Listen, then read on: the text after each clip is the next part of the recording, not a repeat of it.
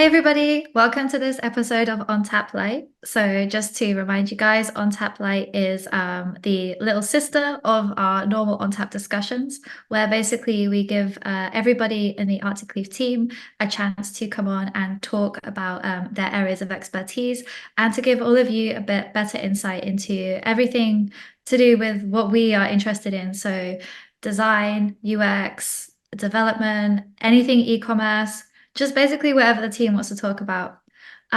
Today, just to introduce, I'm Natalie, creative director here at Arctic Leaf. I've been with the company now for 5 years, and I have been working in design for about 12 years in a lot of different guises. And then, yeah, our beautiful, lovely guest we've got today is April. So I'll let you introduce yourself. Hi guys, I'm April and I'm a UX designer at Arctic Leaf, and I've been at the company for about 3 years now and have worked on a multitude of different projects and clients. And I'm just excited to share kind of the experiences and takeaways I've had across all of these projects. Thanks, April. Yeah, so what we will cover today includes a lot of things to do with communication. So we've titled this like, that it's communication is a superpower, and the UX designers specifically are able to use that superpower in a lot of different ways that you maybe wouldn't think about. And they have access to a lot of tools and a lot of different ways of using communication to better projects and move them along. So specifically, they will be able to use them for client communication, use their communication skills for best practices to align with client vision and goals, handling last minute changes, and internal team communication, specifically around the design and dev dynamic. If anybody has worked as a developer, I'm sure that this is a point that is close to their hearts of like, how do you communicate with designers? It's something we've worked really hard on at Arctic Leaf, and we'll get more into it. Cool. So, April, I guess the first question I have for you is around the kind of the soft skills and just generally in terms of client communication. So, one thing that comes up a lot in our projects is just typically in terms of UX. That's the first point in our project timeline, right? Like, it goes, we sign a deal with a client, excellent, and then straight away we're getting into UX. So really your role there, everything has to happen very quickly. We have to get what we need from the client quickly. How do you go about that? Yeah, so the base of any project really begins with an aim to build a deeper understanding of what the project is about and what the client is looking for and where we're starting from or what we're working with, whether that's from an existing design or a site, or maybe we're starting from scratch. And then from there, I would develop questions with the intention to dig further to acquiring more context and to have a more meaningful kickoff meeting with the client through that information that I acquire. So my process usually starts with reviewing a project's scope of work. Then if they have an existing site, I would review that as well. I would walk through the site as if I'm one of their users and kind of incorporate my knowledge of best practices in order to start creating meaningful questions about the features and functionalities that they have or that they're asking for. And I find that prepping questions ahead of the kickoff meeting and then sending them ahead of time to the client will allow us to have a very productive first meeting where we can expand further on those questions and answers. So I think this process just helps reduce the need for clients to kind of be put on the spot during a meeting and have to like think about it and brew on it. And it gives them an opportunity as well if they have to have internal sync with their own team for clarity. It gives them a chance to prepare those responses ahead of time. And I think that by doing this, it presents the opportunity to sync with our own development team from the get-go to discuss our approaches, to ensure alignment, and to grasp an understanding of the possible solutions we could pitch to the client if needed on that call. And then just this overall process has allowed me to quickly start with any design tasks that's given, due to there being less gaps in the requirement knowledge, and it helps us keep on like a on the and be on a timely manner in all our project timelines. That was really well explained. Thank you, April. Yeah, and just to kind of go on that point of like, just so everyone doesn't feel like, oh my gosh, April is not given any information. We try really hard to make sure that at the start of a project, during the solutions phase, depending on how big the project is and how technical it is, there is already a lot of information gathered, but you can never gather enough information, right? Especially because the solutions team is usually trying to basically get everything to the point where the client is comfortable and that they understand, everyone understands like what the scope of the project is going to be, but the devil's in the details. And yeah, like there's been so many times where even though I've been part of the solutions process, so I've actually been the one on the calls asking the client the question before they've come in the door and started to, work with April and the rest of the production team. April will go through their site and it'll be like, oh, hang on though, like it seems like, for example, they have a really interesting category page and have we considered this, that, or the other? And after seeing it in practice, seeing how clients respond to your, documents that you send over to them and the kind of back and forth asynchronously ahead of those calls, by the time you're actually talking to them, like it feels like we already kind of really know what the client wants and everything happens a lot quicker. So yeah.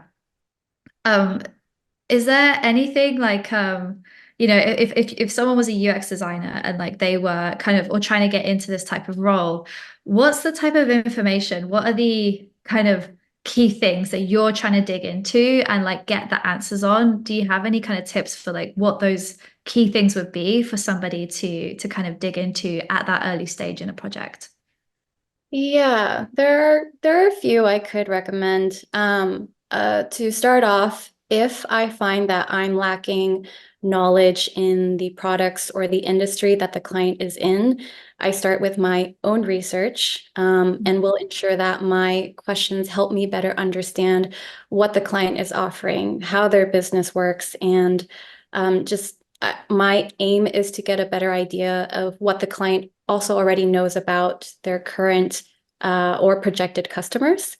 Sometimes I will even utilize ChatGPT now. It's a very powerful tool to help me uncover more information about their industry and then branching more questions from there. The more context that I have and being put in the client's shoes to perceive their current pain points and their goals and their visions, the more informed my design decisions can be. So it's really like building a connection with your client, not just as a business, but as humans. And I want to understand who they are, what they do, why they do what they do, and what they want to become. So I work not just as someone that designs for them, but someone who designs with them, alongside them, as one of their own team members. So it's important for me to be able to identify with the company and become as knowledgeable as possible about who they are, so that I can create meaningful questions and conversation with them along this journey. So the more that I learn, the more I can also be a helpful asset to them to provide suggestions along the way to help them achieve what they want to achieve. So for example, like one of the more like complex design pages that we do tends to be a product page, and structuring a buy section in a way that is user friendly. And so this requires knowing how a product will be set up, what kind of variants they will offer, what kind of information the users should know about those products to make informed decisions. And then maybe are there any promos or pricing specials that are available to help with the conversion? All just being informed about all these details and then asking the client up front and early on helps me quickly and properly design out the product page, for example, to align with their business needs and their user needs as well. That's awesome. Thank you, April. Yeah, I agree in terms of the product page. I think one thing you said was like making sure that you understand them as people and you're communicating with them as people. Just kind of tagging onto that. Is there anything in terms of we work with clients at different like the actual people, physical people we work with, right? We've got like sometimes it's the business owner, and then other times it is someone who's like a marketing executive and that kind of thing. And people are coming in with like all different levels of knowledge as well around e-commerce and, around like, even maybe around their own business and what the business goals are. Um, have you got any kind of like tips on, adjusting your communication style at all? Has that ever come up or has that not really been necessary? If I find that there's kind of like different levels of understanding when I'm getting feedback. I think I usually just want to ensure that we're aligned with also the account manager of who exactly we're talking to and communicating with in order to receive like the best source of truth contact so that we're not getting confusing information. Because I know we've worked on projects where there are also like too many chefs in the kitchen type of ordeal. Yeah. And we would get one feedback, then another feedback, and then design would change along the way. And so it's important that we also communicate to the client that, like, when you're making decisions, you want to have that internal alignment before you come to us to make the most out of your time and money so that we can be efficient along this process. So, really, just being transparent with the client how important that is, I think will help align all of our pages. Yeah, that's massive. And yeah, it has come up, as you said, quite a few times. And I think that we learn from every single of these experiences, but I'd love to hear you just kind of speak a bit more on what you would kind of do if it does seem like, if it's not even just a communication issue in that like, their level of understanding, but also something comes into the scope that was not thought of or has was not part of the initial scope, but it's now kind of been recognized that it's really important. How as a UX designer do you kind of adapt to start to incorporate some of that additional scope? Yeah, so in the projects that I've done, I would first loop in the account manager to flag the items that are going out of scope, which helps us start a conversation about how to best guide the client because there are multiple factors that would impact the kind of options we would provide to the client and how to communicate them. So, for example, some of the biggest factors are usually timeline or expected launch date and budget is huge.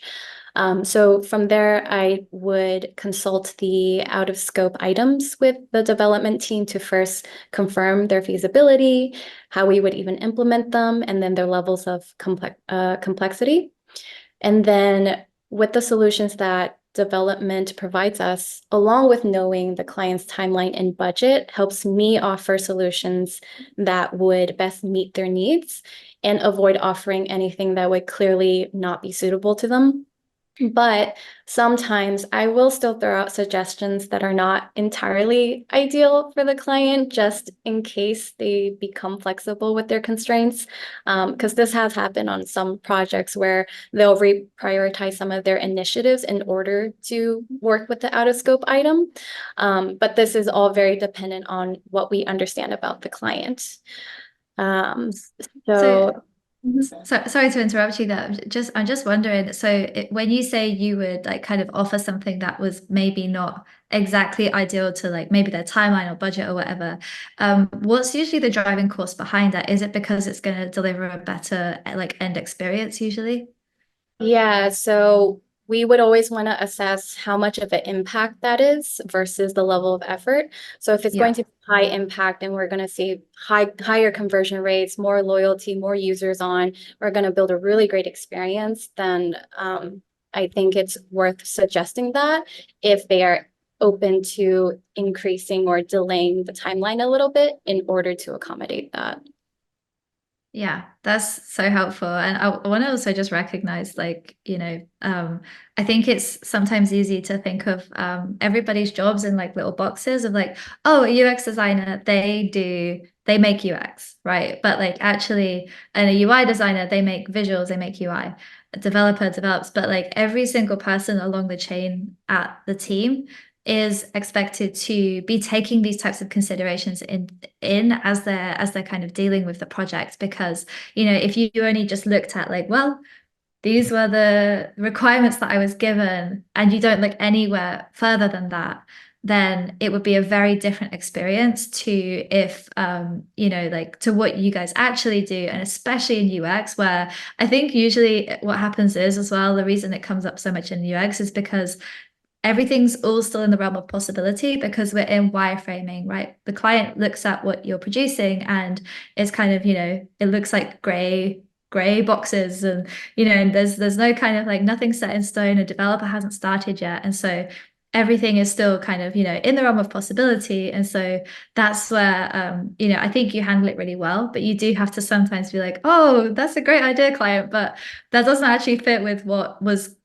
going to be in the current timeline or budget, and then have that kind of back and forth with them. So, Yeah, it's just very important to still think with a client first mindset and to communicate in a way that's empathetic to their changing needs, and then just working with all teams to align all our pages to make sure we're agreeable on those next steps. And like you said, sometimes we we may find that like the requested scope isn't worth the effort, depending on what we find out. And yeah. yeah. And just based on that, is there like any difference when on how you would kind of speak to a new client versus a long-term client, and how you would kind of work with them? Yeah, I think that really depends on how a new client would approach us, whether or not they're open to the idea of iteration and trialing designs. Um, Right. Long-term clients, we already know that they're open to the process of iteration, whether or not those are small or big changes along the way. Our ways of suggesting things would be different and would be more towards building features that corresponds to the idea that a design is going to continue to evolve. So if a new client came in only wanting like a one and done design, we may go for a more standard recommended, like scaled back solution that we know would be a little bit more sustainable over time. But if a new client came in knowing that they're on a journey for an iterative design, we would probably recommend road mapping some more important items first for launch, then adding onto those features along the way for something that's more innovative, more out of the box, but hasn't exactly been tested. And that just that that would have to come from the client being open to the investment of time and budget to explore that along the way. Yeah, and just to add to what the kind of process that looks like as well, we when we are working with a longer term client, we do consistent reviews with them, and it's not just the UX designer, the a developer's involved, and a strategist is involved as well. So we're looking at their site from a 360 point of view, and we are we're identifying kind of as their partner, as a business, how everything's going, how their site's running that we've worked on, and areas where we can potentially further improve it. So with our longer term clients, because it's every quarter we're checking in on that stuff and we're tracking all of it, it does mean then that like, you know, the the design work that we do, or the kind of the things that we put on that roadmap, we're actually fully testing them and making sure that what we produce actually works. And if it's more experimental, like it will have to be a case by case. I mean, I don't know about you, April, but I've been so surprised by some things where like, we've like been like, okay, let's try it because the client really wanted to do it. And or because we're like, well, we've read that this is really successful, but we haven't personally done this ourselves. And then you see it massively successful, or sometimes it's something that like is an industry standard, and we've done it on a bunch of other client sites, and then we do it on one specific client site, and for whatever reason the industry that they're in, it just doesn't respond. So I personally really enjoy working with clients on a longer term basis, just because we do get to like have that relationship and like see it grow and kind of like work with them over time. It's really cool. Yeah, it's fun working with clients that are able and open to just like testing things out because well, clearly we're all in here to learn along the way. So we don't know everything. We don't know what works for every industry. So being able to kind of like play around almost with it, with all kinds of projects, helps us see or understand the different audiences that are out there and like what ticks for them in the design world. Yeah, for sure. And obviously, doing stuff that's experimental is a little more high risk reward. Do you have any kind of, advice for, a potential Art to Cleave client, for example, on how they could actually make their budget go further if that was something where, they're really looking for that return on investment of the time that they spend with us? Um, I think to kind of tackle that question in a way that's like going to be helpful for clients to make the most out of their like goals and time with us. A few things, kind of what we discussed earlier is that internal alignment of and being able to provide a full scope of their needs. And if they do want something innovative, they are going to need a clear idea of their future business initiatives. What tends to take up time is when clients kind of show up without a complete understanding of what they want quite yet. So that requires a lot of back and forth conversation, and that takes away from the allotted design time that we have. So this is just speaking in an instance where we have requests for certain designs that don't have certainty about how they want it to work. That creates a lot of confusion for all parties. So especially if there's misalignment from the client's team members about where things are going. That just ends up being a lot of design changes and potentially contradicting feedback being received. And Yeah. then that requires then the frequent changes to the initial scope. So when ideas for like these future, business initiatives that appear in the middle of design, it could drastically, again, change the direction of design. It's like a domino effect, which again requires more time to take some steps back and then revise the approach. So, like overall, the clearer someone can walk into a project about their needs and what should be kept in mind to accommodate for their future business goals will always help speed up the design process and then overall make the most out of their budget. Yeah, and that's not to say that we're not happy to do that with clients if they, if they need. Sometimes people need that. Sometimes they need a partner like Arctic Leap where they can really just like be dynamic and go back and forth. But it does, yeah, it does usually increase on the budget. And quick plug here, I will just say that if you are like not sure on what to do with your brand and like how to move forward and stuff, like that was part of the reason why we like kind of started to create the branding packages we made, was because part of that is you can just do like the brand identity stuff, or you can also have our UX team actually do a deep dive into your user personas and actually kind of get that foundational knowledge of like who you are as a brand and what it is that you're looking for and where you're going, and who your competitors are, who your customers are. Just having it all set in stone of like, okay, this is where we're at and this is where we want to go, can then help to just make all of your other planning and everything else more aligned. But yeah, just slight plug there. But we can move on now. Um, so I want to now kind of talk about working in within the different departments. So how we communicate inside of Arctic Leaf. One thing I want to just note is we Figma today released a kind of report that was really interesting that I read through. It was they interviewed a bunch of developers and basically like was asking them, how do you like to communicate with designers? What do you wish designers knew? And it was a lot of it was just like, we really want to talk more with designers and to have more cross communication. We wish that designers understood, like our process and things like that. And it was actually really nice reading it. And I'll, share the link across to you, April. But yeah, and anyone else, just Figma is a really great resource to kind of look more into design and developer resources if you're not using it already. Um, but it was nice to look at because actually a lot of the points that came up, I was like, oh, actually, I feel like our team already does quite a lot of this really well.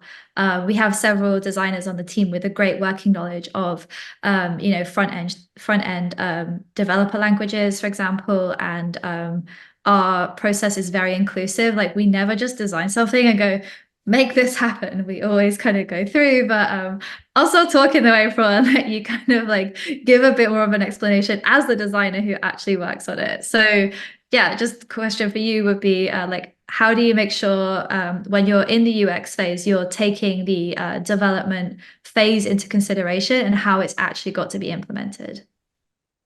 Yeah, so during that phase, as I'm gathering more requirements from a client, and if it reveals a more complex functionality than what was previously understood, I would always want to loop in development to start a conversation about how we would go about building those certain elements.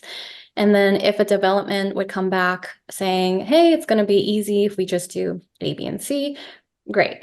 Otherwise, if development comes back saying they're not quite sure how to do that yet, and it's going to be a little more complex than initially scoped, then this cycle kind of goes back to a conversation with the AM and client to do a little bit of discovery.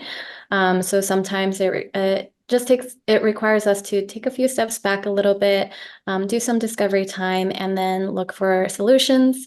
Or we may end up having to expand the scope for us to better understand how to build the feature. Or sometimes we need to adjust the feature to meet in the middle of what the client needs and what we can feasibly build within the given time frame and budget that they have. And then another aspect is during wireframing, I have development always check each page as I complete them in order to validate their feasibility and to provide them an opportunity from their point of view to ask questions that maybe I have not even thought of as a designer. And then after that, when there is alignment with the development team, it just helps future-proof our work from any errors or obstacles along the way. And then I send it off approved to our client from our team. And then this can typically go back and forth if the client wants changes to the design. So with that said, this just means consistent check-ins with development team to make sure that all the changes that are being asked for and updated are also feasible. Yeah. And based on that, like I just want to kind of note, I think everyone probably watching this already knows, but Arctic Leaf is a fully remote company. We have office hubs. We have one up here near where I am in Ottawa, Canada, and we have one in Idaho, and we also have one down in Southern California. But all of that being said, April is never like physically in an office with the developers. So yeah, like what kind of tools and stuff are you using in order to kind of facilitate that communication? Yeah, so we have a few, and Figma is obviously such a big tool for us. It's great. So in Figma, we make use of creating annotations. Katie, do you mind going to the next slide to show an example? Oh, perfect. Thank you. So we create annotations and comments with clear labels of which notes should be made aware to which team. So in the example, you'll see that there's different stylings for the development team notes, design team, and this is accessible for everyone. But if development comes in, they just looking for notes that are more focus for them. It's easier for them to point them out.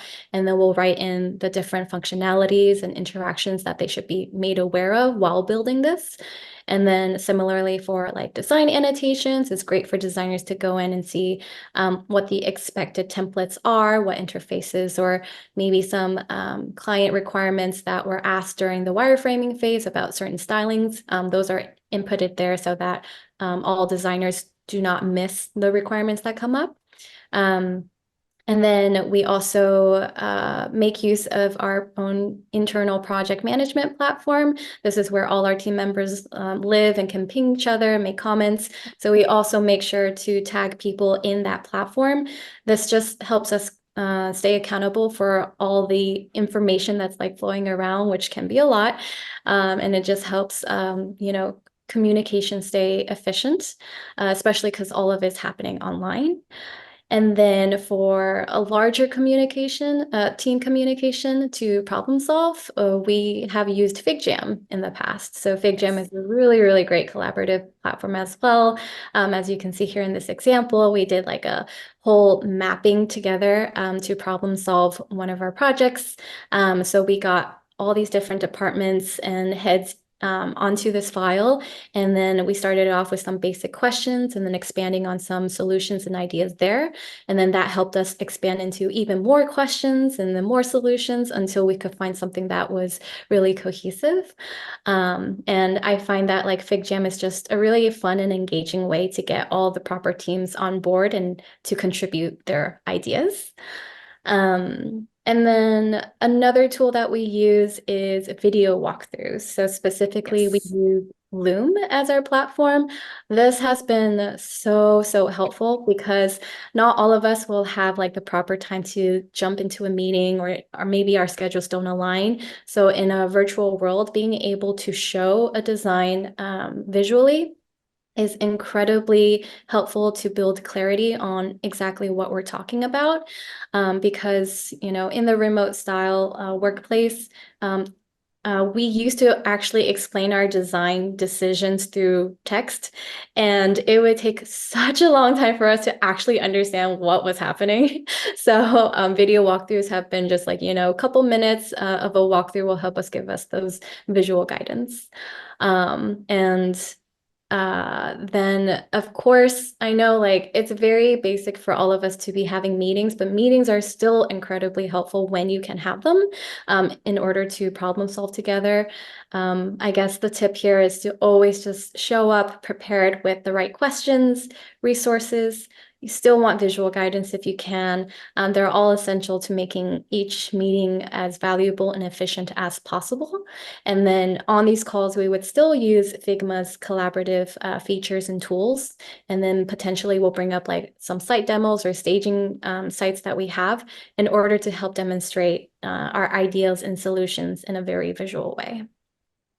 Thank you, April. Yeah, and just leaning on that point of like meetings being pre-planned and people turning up with their kind of meeting notes and everything like that. We use Fellow for that. So basically it's just software that allows you to kind of like bullet point and put talking points in and then put action items and put dates on those action items. I'm sure there's a bunch of other software that does it, but I found it really helpful. Yeah, basically like usually we come to the call and already everybody is knows what they're going to be talking about, so we know whether or not we've got enough time and if it's going to be effective. And yeah, like just I don't know how many times, April, just even me and you have just jumped onto such a quick 5-minute call, but if we hadn't, it would have been like half an hour of back and forth of like text explaining stuff of like what is expected and things like that. And the thing is as well, the more difficult the problem you're trying to solve, the more simple you need to make the communication, because it's already difficult enough. There's already enough variables. So like just get everyone getting on a call and having it recorded. The AI feature in Zoom's pretty good as well. It's come up with some really interesting results I found sometimes of like the way that it spells like our clients like brand names and stuff like that. I've often laughed at, but those are helpful as well to at least give you like a jump off point to make more efficient notes. And I know that's really key for our account managers as well. Yeah, I think especially with design being such a subjective and imaginatory like field, like you Yes. need those visual guidances in order to help people know exactly what it is you're imagining. Yeah, exactly. I mean, like I've personally found it recently. I'm just I'm working on the rebrand for Arctic Leaf, where it's time for a refresh for ourselves. And like a lot of the ideas at the moment are so conceptual. And actually trying to like communicate that without doing a full on like design, but just even through mood boarding and stuff like that. Using all of these tools it has been so helpful. So yeah, I definitely empathize with everything that you're doing day to day. Awesome. Well, thank you so much, April. This has been so helpful to hear. And it actually it is funny because I don't know if people think UX designer and then they think of all of those soft skills and all of that stuff that you've just said as being part of the role. But I truly do think it's a superpower, and that like being able to be such an empathetic communicator takes a designer from being a good designer to being a great designer and someone who can really lead in their field. And I really, see you on that on the way with that, April. So thank you so much, and thank you everybody for listening. If you have any questions, please reach out. I'm sure Katie will provide a place to do that, but me and April would be more than happy to kind of answer any follow-up questions that anybody has around anything we've talked on. Thanks very much.